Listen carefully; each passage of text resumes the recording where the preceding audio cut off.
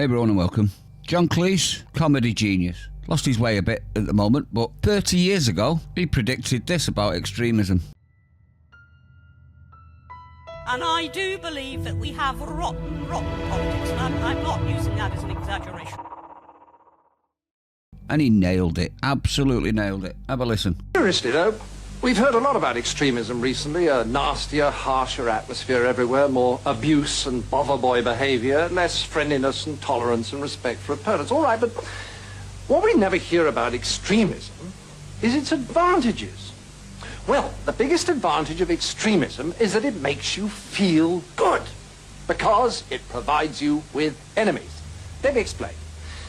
The great thing about having enemies is that you can pretend that all the badness in the whole world is in your enemies and all the goodness in the whole world is in you.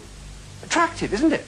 So, if you have a lot of anger and resentment in you anyway, and you therefore enjoy abusing people, then you can pretend that you're only doing it because these enemies of yours are such very bad persons. And that if it wasn't for them, you'd actually be good-natured and courteous and rational all the time. So, if you want to feel good, become an extremist. Okay, now you have a choice. If you join the hard left, they'll give you their list of authorized enemies.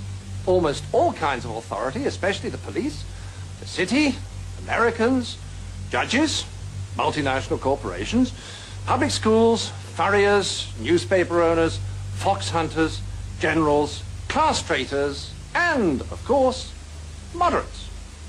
Or, if you'd rather be an extremist on the hard right, no problem, fine, you still get a lovely list of enemies, only they're different ones. Noisy minority groups, unions, Russia, weirdos, demonstrators, welfare sponges, meddlesome clergy, peaceniks, the BBC, strikers, social workers, communists, and, of course, moderates.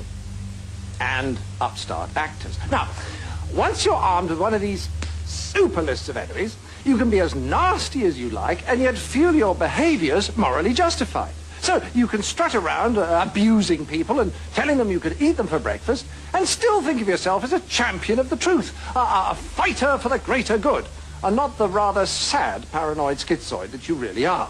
Absolute genius, everyone. Absolute genius. Now, this was put out by Joe Rogan, and I thought I'd bring it to you. Let me know what you think, though. Stay sane. I'll see you on the next one.